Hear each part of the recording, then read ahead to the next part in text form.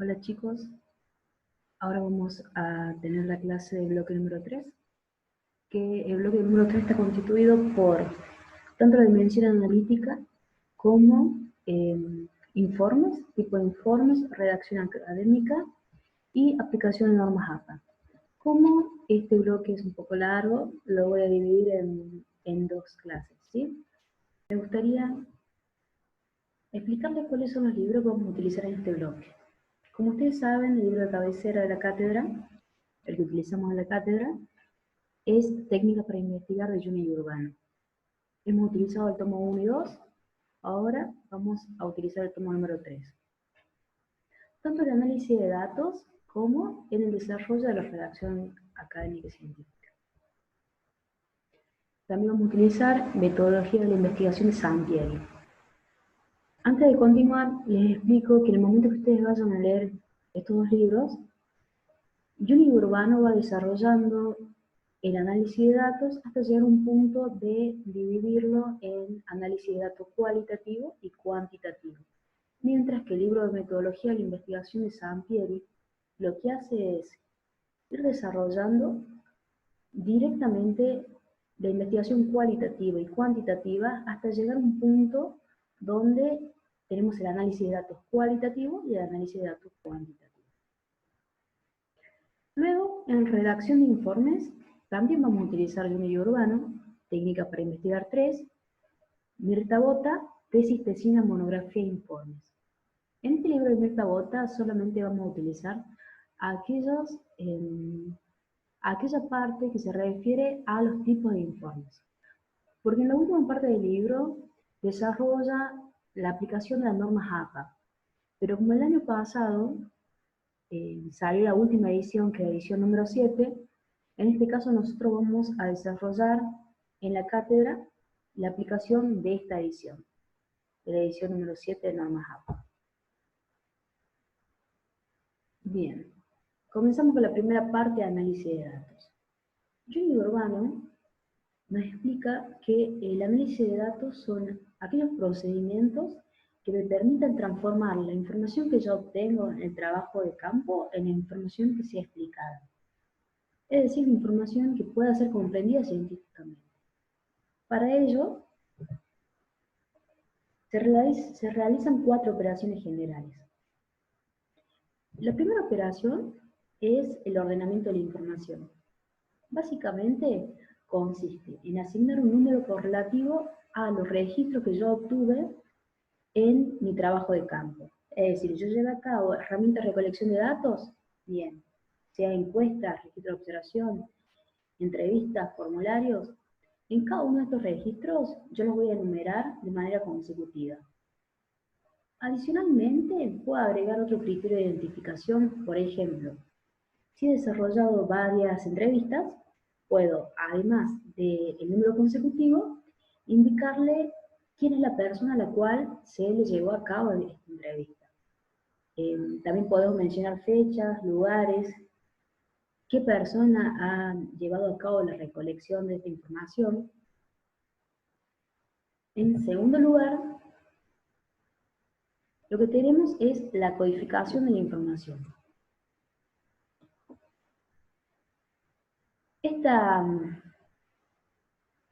Esta codificación es una parte muy importante del proceso, ¿sí? Es un proceso muy importante, ya que mediante la codificación se transforman las respuestas que nosotros obtuvimos en la recolección de datos, en mi trabajo de campo, en símbolos o valores.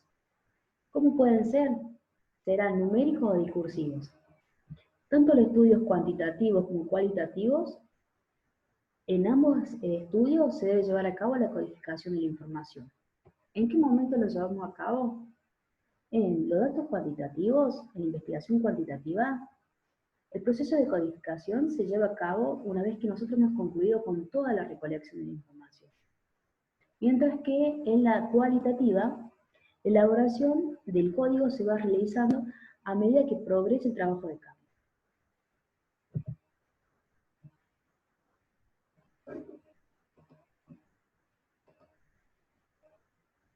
Bien, en los datos cuantitativos, El investigador tiene que desarrollar una clave de códigos que le permita operar la información. Estos códigos consisten en transformar las observaciones en números que puedan ser manipulados estadísticamente y luego poder analizar las regularidades que hay entre estos números.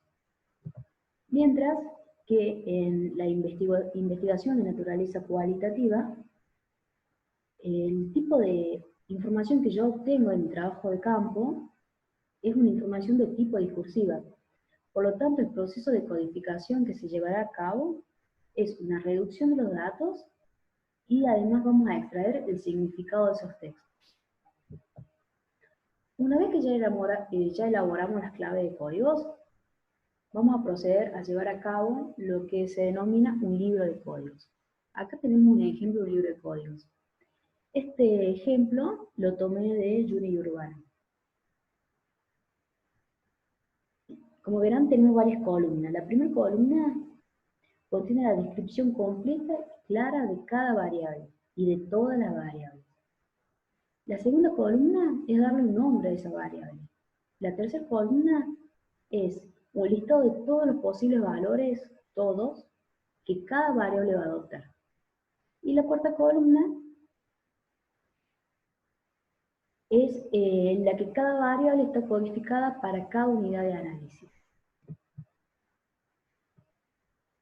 En el tercer paso, que va explicando Juni Urbano, es la compilación, carga y tabulación de datos, en la cual se inicia una sistematización de la información obtenida del trabajo de campo y realizamos una base de datos. El cuarto paso es el análisis de datos en sí. El análisis de datos consiste en la manipulación y la transformación de todos estos datos que nosotros hemos obtenido en el trabajo de campo a través de mis herramientas, de tal manera que esta transformación me permita que tanto mi marco del problema, los objetivos y las hipótesis que se han planteado en la investigación adquieran un significado.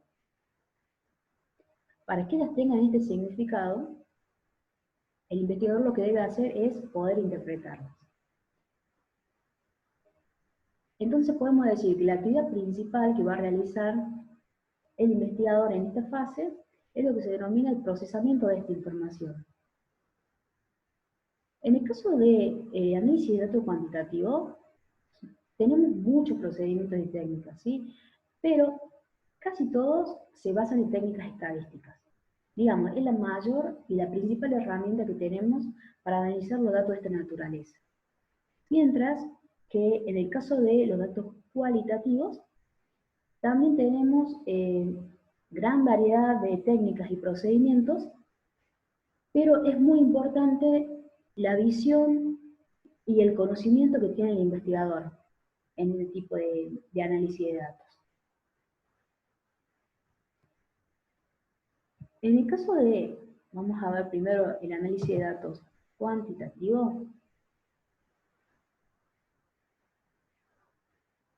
La naturaleza de este tipo de análisis de datos me permite que, desde el punto de vista lógico, el análisis de datos progresa desde un nivel descriptivo, explicativo, pasando por el análisis de las relaciones que tienen estas variables. Este análisis, este carácter progresivo que tiene este tipo de análisis de datos cuantitativos, distingue, o me permite distinguir el análisis univariado y el análisis bivariado. Juni Urbano nos explica que el análisis univariado permite la evaluación preliminar de la calidad de los datos que yo he recolectado en mi trabajo de campo, para pasar luego a otro análisis donde, el bivariado, donde voy a comenzar a tener mayor complejidad y a caracterizar de una manera descriptiva la variable de estudio.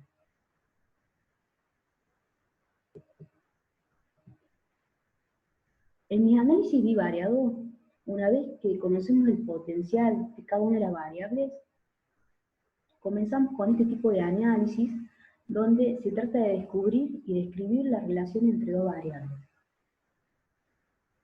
O sea que en principio lo que hacemos es comparar estas variables y conocer cuáles son las relaciones que tienen las características. Uno de los recursos más utilizados en este tipo de análisis son las tablas de contingencia. ¿En qué consiste una tabla de contingencia?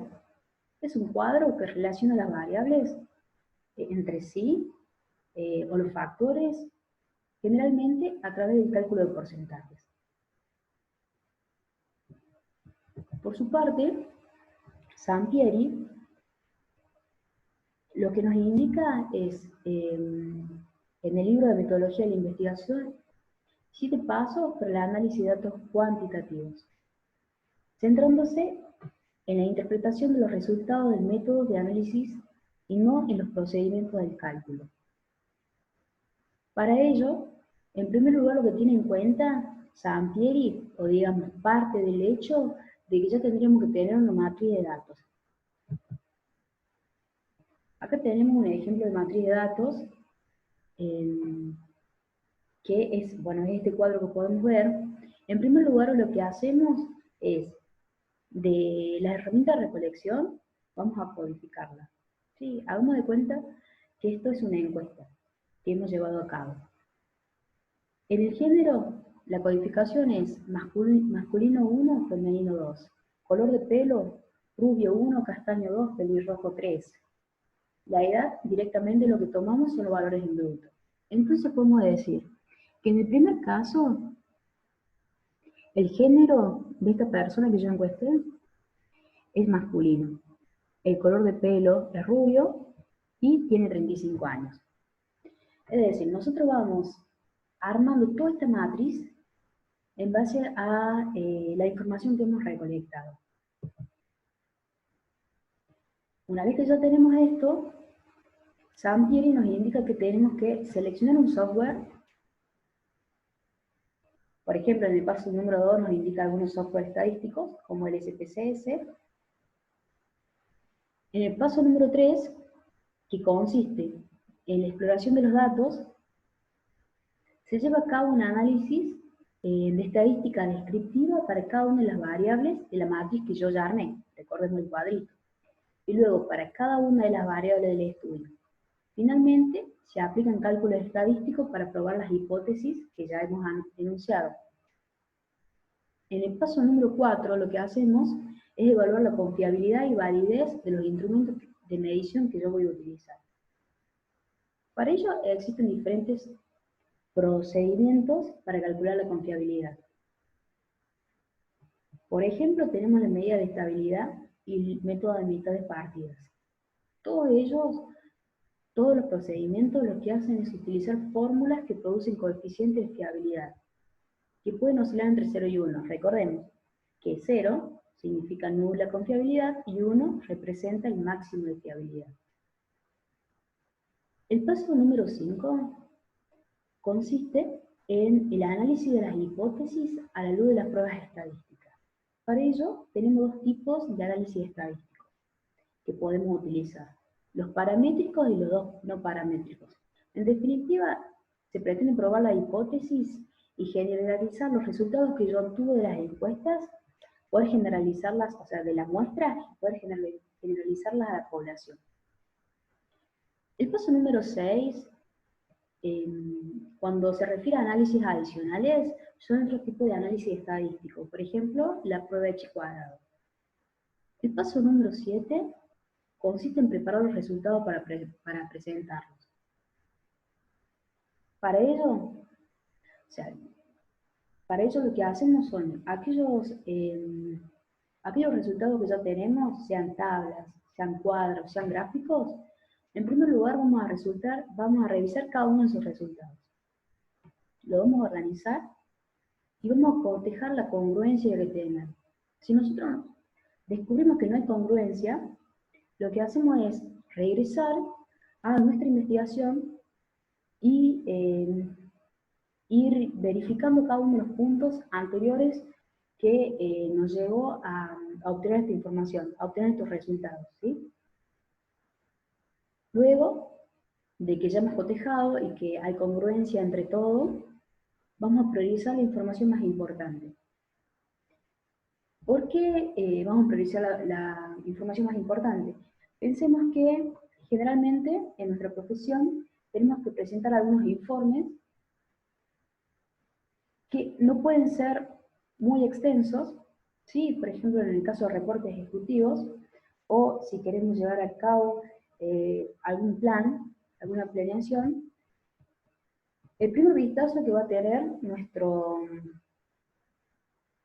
el directivo, la gerencia a lo cual se lo vamos a presentar, tiene que ser un vistazo claro y contundente de la información que hemos recolectado. Y luego podemos ir profundizándolo. Esto será diferente al caso de que si nosotros queremos presentar una publicación científica, por ejemplo. Finalmente lo que hacemos es, una vez que ya hemos identificado cuál es la información más importante, elaborar el reporte de investigación. En el caso de los análisis cualitativos, Juni Urbano nos recuerda que no existen procedimientos estandarizados que podamos aplicar. ¿Por qué? La información que nosotros obtenemos de nuestro campo, ¿sí? De nuestro trabajo de campo, es muy variada, es muy diferente. Por lo tanto, es muy complicado poder utilizar algo de manera uniforme.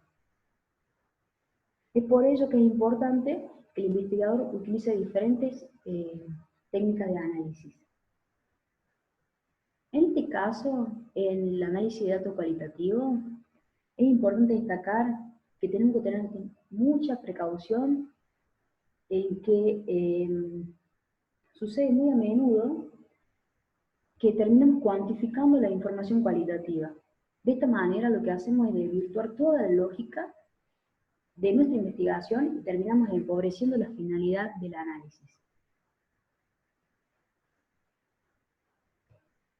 En este análisis de datos cualitativos, el investigador debe realizar un proceso de generación teórica, de expansión y contrastación de hipótesis y, por último, procedimientos analíticos manipulativos. Juni Urbano, además, nos da algunas pautas metodológicas para el análisis de datos cualitativos, que consiste en, en primer lugar, codificar. Es asignar un código, como ya sabemos, que identifique una unidad de significado relevante para nuestra investigación, a cada frase o párrafo. En segundo lugar, la exposición y presentación de los datos. La forma más habitual de organizar y presentarlo es a través de matrices. También podemos utilizar redes. Otra forma gráfica son los mapas conceptuales en el análisis de datos cualitativo. En tercer lugar, vamos a elaborar las conclusiones y por último, la verificación del modelo teórico.